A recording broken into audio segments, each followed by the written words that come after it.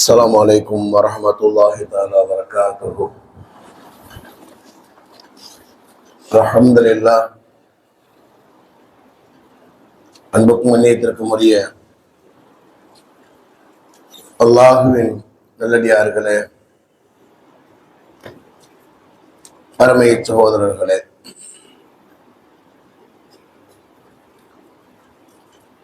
அல்லாஹ்வுடைய அளப்பெரும் கருணையினால் நாள்தோறும் ஒரு நபிமொழியை வர்ணம் செய்து வருகின்றோம். இந்த அடிப்படையிலே இப்பொழுது 37வது நபிமொழி கூறப்படுகிறது. கவனித்துக் கொள்ளுங்கள். قال رسول الله صلى الله عليه وسلم من ألف المسجد ألفه الله تعالى. அவ்வளவுதான். قال رسول الله صلى الله عليه وسلم, பெருமானார் ஸல்லல்லாஹு அலைஹி வஸல்லம் அவர்கள் கூறினார்கள், மன் அலிஃபல் மஸ்ஜித, யார் பள்ளிவாசலை நேசிக்கின்றாரோ, பள்ளிவாசலை விரும்புகின்றாரோ, பிரியப்படுகின்றாரோ, அலிஃபஹுல்லாஹு தஆலா, அவரின் மீது அல்லாஹ் அன்பு செலுத்துகின்றான், அவரை நேசிக்கின்றான், அவரை பிரியப்படுகிறான் என்பதாக பெருமானார் ஸல்லல்லாஹு அலைஹி வஸல்லம் சொன்னார்கள். இந்த ஹதீஸை அபூ சயீத் அல்-குத்ரி ரலியல்லாஹு தஆலா அன்ஹு அறிவிக்கிறார்கள். தப்ரானி என்ற கிதாபினுடைய 6383வது ஹதீஸாக பதிவு செய்யப்படுகிறது.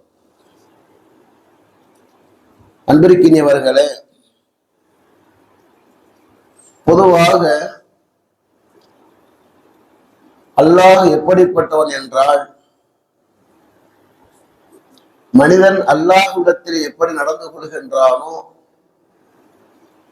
அல்லாஹ்வும் மனிதனிடத்திலே அப்படி நடந்து கொள்கின்றான். சில நேரங்களிலே நாம் தவறு செய்கிற நேரத்திலே அல்லாஹ் தஆலா மன்னிக்கின்றான் என்ற ரஹ்மத் எல்லாம் தனியாக இருக்கிறது. ஒரு 3 வாரத்துக்கு முன்னால் கூட நான் உங்களுக்கு பயானிலே சொன்னேன். பராத்துல் இரவிலே கூட பயானிலே சொன்னேன். அல்லாஹ்வுடைய தயாளம் என்பது வேறு. ஆனால் பொதுவான நியதி என்னவென்றால், மனிதன் இன்னொரு மனிதனிடத்தில் எப்படி நடந்து கொள்கின்றானோ அப்படி அல்லாஹ்விடத்தில் நடந்து கொள்கின்றான். அல்லாஹ்விடத்தில் எப்படி நடந்து கொள்கின்றானோ அப்படி அல்லாஹ்விடத்தில் மனிதனிடத்தில் நடந்து கொள்கின்றான். இது ஒரு தனி விஷயம். உதாரணமாக, மனிதன் மனிதனிடத்தில் எப்படி நடந்து கொள்கிறான்? பெருமானார் சொல்வாங்க, மன் நஃபஸ் அல் முஸ்லிமின் குர்பத்தன் மின் குரபி துன்யா நஃபஸ் அல்லாஹ் லஹு குர்பத்தன் மின் குரபி யௌமில் கியாமா. பெருமானார் சொல்வாங்க, இந்த உலகத்திலே ஒரு முஸ்லிமுடைய கஷ்டங்கள்ல இருந்து ஒரு கஷ்டத்தை யார் நீக்குகின்றாரோ, மறுமையினுடைய கஷ்டங்கள் இருந்து அவருடைய கஷ்டத்தை அல்லாஹ் நீக்குகின்றார். இந்த உலகத்துல ஒரு மூமினுடைய கஷ்டத்துல ஏதோ ஒரு கஷ்டத்தை நாம் நீக்கிவிட்டால், மறுமையினுடைய நமது கஷ்டங்கள்ல இருந்து ஒரு கஷ்டத்தை அல்லாஹ் தஆலா நீக்குகின்றார். பெருமான் ஹதீஸின் தொடரிலே சொல்வார்கள், ஒரு முஸ்லிமினுடைய இந்த உலகத்தினுடைய சிரமத்திலே ஒரு சிரமத்தை ஒருவர் இலகுவாக்கினார். முதல்ல சொல்லு சுத்தமா நீக்கிறது, 2வது இலகுவாக்குதல். இலகுவாக்குவதுன்னா என்ன? நமக்கு வர வேண்டிய கடனை கொஞ்சம் காலதாமதம் பண்ணுவது, இது இலகுவாக்குதல். எனக்கு முதல்ல சொல்லி நீக்கிறதுனா வேணான்னு சொல்லிடுறது. அப்ப என்ன செய்யறாங்க? பெருமானா சொல்றாங்க, ஒரு முஸ்லிமுடைய ஒரு உலகத்தினுடைய கஷ்டத்திலிருந்த ஒரு கஷ்டத்தை இலகுவாக்கினார். ஒமன் தயஸ்ஸர அன் முஅஸ்ஸிரின், ஒருவருடைய கஷ்டத்தை என்ன செய்யறாங்க? அவர்த்து லேசாக்குறாரு. அப்ப என்ன அல்லாஹ் தஆலா செய்யறான்? மறுமையிலே அவனுடைய கஷ்டத்திலிருந்து ஒரு கஷ்டத்தை அல்லாஹ் தஆலா லேசாக்குகிறார். பெருமானார் ஹதீஸுடைய தொடரிலே சொல்வார்கள், ஒரு முஸ்லிமுடைய இந்த உலகத்தின் குறைகளிலே ஒரு குறையை ஒருவர் மறைத்தால், மறுமை நாளையிலே அவருடைய குறையிலிருந்து ஒரு குறை அல்லாஹ் தஆலா மறைக்கின்றார். வல்லாஹு ஃபீ அவ்னில் அப்து மா கான அப்து ஃபீ அவ்னி அஹீ.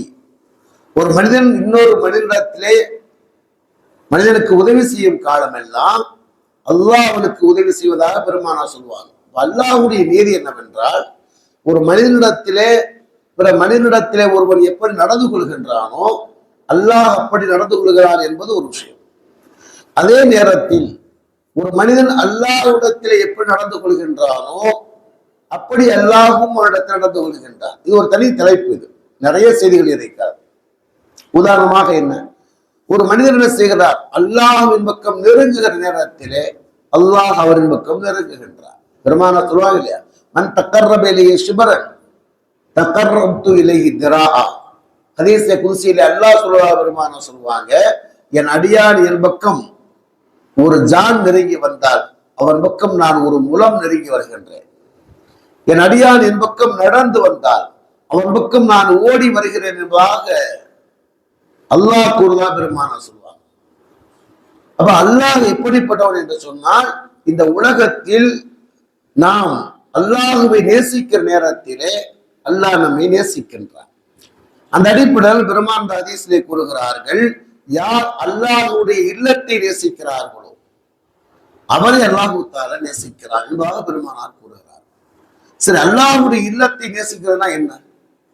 அல்லாஹுடைய இல்லத்தை நேசிக்கிறதுனா என்ன? பள்ளிவாசல எல்லாத்துக்கும் பிடிக்கும், பள்ளிவாசல் யாருக்காவது பிடிக்காம இருக்குமா? பள்ளிவாசல் தான் எல்லாத்துக்கும் பிடிக்குமே அப்படின்னா அந்த அர்த்தம் இல்லை. எழுதுகிறார்கள், என்ன சொல்றாங்க அப்படின்னா, லுசூமுல் மசாஜிதி பில் ஜமாஅத்தி வஸ்ஸலாத்தி வذிக்ரி, ஜமாத்தோடு தொழுவதை கொண்டும் உபரியான தொழுகையை தொழுவதை கொண்டும் அல்லாஹ்வை திக்ர் செய்வதை கொண்டும் பள்ளியை நேசிக்குதல், பள்ளியை பற்றி பிடிக்குதல் கூறுகிறார். பள்ளிவாசல் ஒரு முறை என்ன அர்த்தம்? பள்ளிவாசல மனம் கழிப்பதற்காக வெளியே ஒரு கூட்டம் வந்துட்டு போவோமா இல்லையா? அது பள்ளிவாசல் சேர்ந்து ஓய்வு எடுப்பதற்காக வெளியே படுத்து தூங்குறது இதெல்லாம் அல்ல. ஒரு காலம் அப்படியெல்லாம் இருந்து, நான் வந்த புதுசுலாம் அப்படிதான் இருந்துச்சு. வண்டியில ஃபஜ்ருக்கு உள்ள வர முடியாது, பள்ளிவாசல் பூரா வண்டி நிற்கும். அப்புறம் அதையெல்லாம் அப்புறப்படுத்தி என்ன செய்யறது, எல்லாம் அவங்க வீட்டுக்கு முன்னால் நிப்பாட்டது என்பதெல்லாம் இருந்தது. அப்புறம் பாத்தீங்கன்னா என்ன, ஒரு பெரிய கூட்டமே படுத்து கிடக்கும், மதிய சாப்பிட்டு வந்தோடு படுத்து கிடக்கும். ஒரு மலம் தலை கழிப்பதற்காக ஒரு கூட்டமா வந்துச்சு. அதையெல்லாம் அப்புறப்படுத்தி ஒரு பெரிய நடவடிக்கை இருப்பதுதான் அதெல்லாம் சரியானது. அதனால இப்ப பள்ளியாசமா இருக்கு. ஏன்னா இல்லைன்னா அதில் லா பேசுறவங்களா இருப்பாங்க. நாங்க சந்தா கொடுக்குறோம், எங்களுக்கு உரிமை இல்லையா, எங்க தாதா தான் அதை கட்டினாரு, எங்க தாதா இதை கட்டினாருப்பா. என்ன சார் அப்படின்னா, பள்ளிவாசல் இருக்குன்னா அதுக்கெல்லாம் அல்ல. பள்ளிவாசல் என்பது இறை வணக்கத்துக்காக உள்ளது. பள்ளிவாசல் இறை வணக்கத்துக்காக என்பதை, அதாவது தொழுகையாளிகளுக்காக வசதி செய்து கொடுப்பது என்பது வேறு. அல்லது நம்ம வெளியில நமக்கு போயிட்டு இருக்கோம், என்ன செய்ய திடீர்னு ஒரு மரஞ்சலத்துடைய தேவை வருகிறது, பள்ளிவாசலுக்கு போலாம், தப்பு இல்லை. ஆனால் வீட்டுல எல்லாத்தையும் வச்சுக்கிட்டு என்ன செய்ய பள்ளிவாசலுக்கு வருது, பள்ளிவாசல் தான் ஹாயா பேனா போட்டு பார்த்து தூங்குறது, இது பைத்துல் மால் அல்லாஹ்வுடைய பொருள். இதுல ரொம்ப கவனமாக இருக்க வேண்டும். என்ன சொல்றாங்க அப்படின்னா, யார் பள்ளிவாசல் நேசிக்கிறார்களோ அவரை அல்லாஹ் நேசிப்பதாக பெருமானார் கூறுகிறார்கள். பள்ளிவாசலை நேசிக்கிறதா என்ன அர்த்தம் அப்படின்னா, பள்ளிவாசல் இபாதத்துகளை கொண்டு ஆபாதாக ஆக்குதல், இபாதத்தில் ஏதோ ஒரு வணக்கத்தை கொண்டு ஆபாதாக ஆக்குதல். நம் பள்ளிவாசலுக்குள்ள வருகிறோம் சொன்ன ஏதோ ஒரு ஓதக்கூடியவங்களாக இருக்கும்.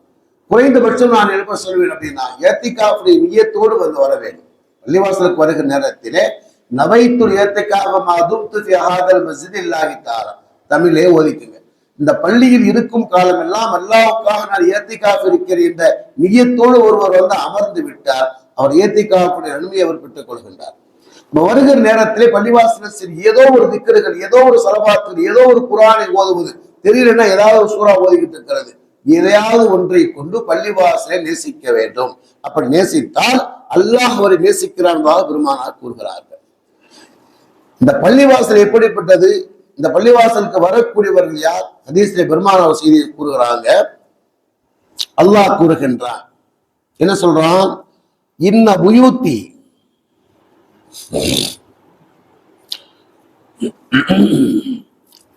இன்ன புயூத்தி ஃபில் அர்தி அல் மசாஜித், நிச்சயமாக பூமியிலே என்னுடைய வீடு என்பது பள்ளிவாசலாக இருக்கின்றது.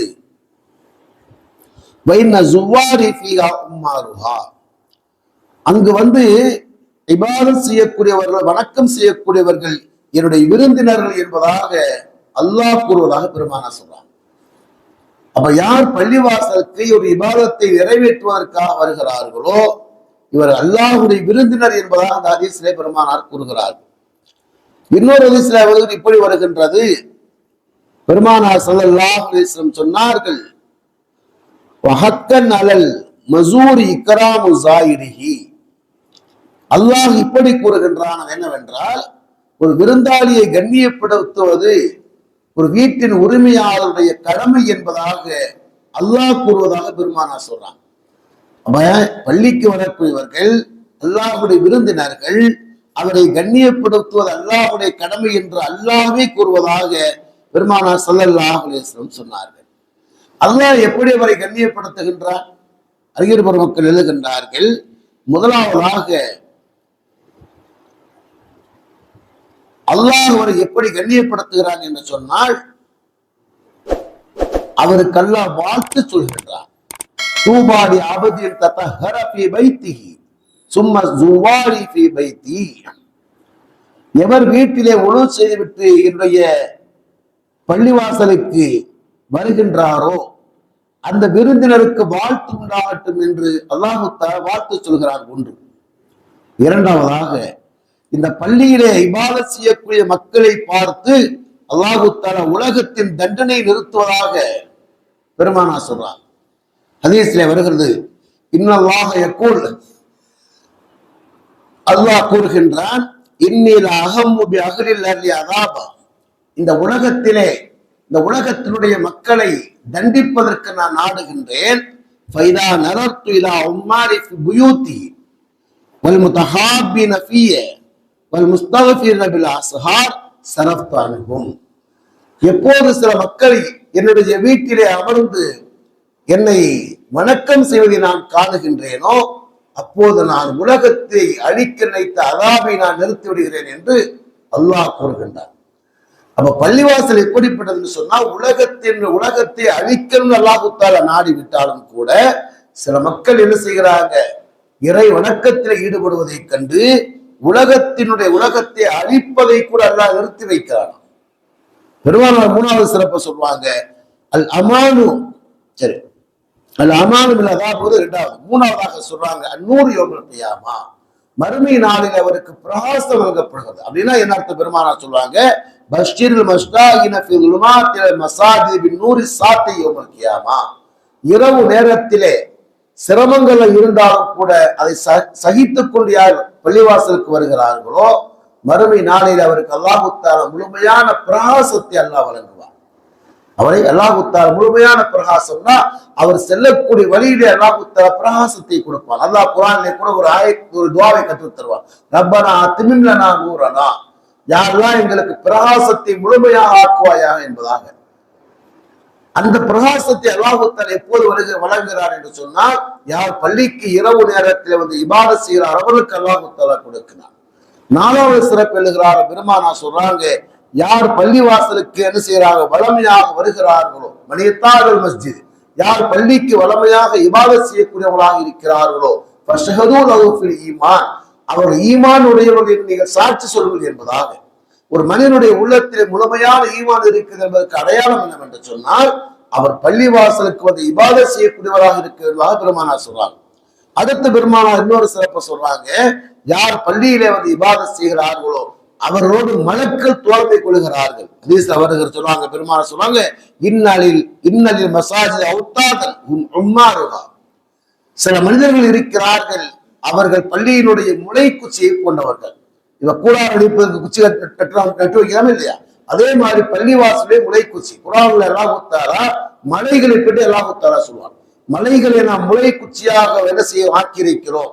இந்த மலை வந்து சேர்ந்த இந்த பூமி என்பது காத்திலே அசைந்து அழிந்து விடக்கூடாது என்பதற்காக வேண்டி அல்லாஹ் தஆலா செய்கின்றார், மலைகளை முளை குச்சியாக வைத்திருப்பதாக அல்லாஹ் கூறுகிறார்.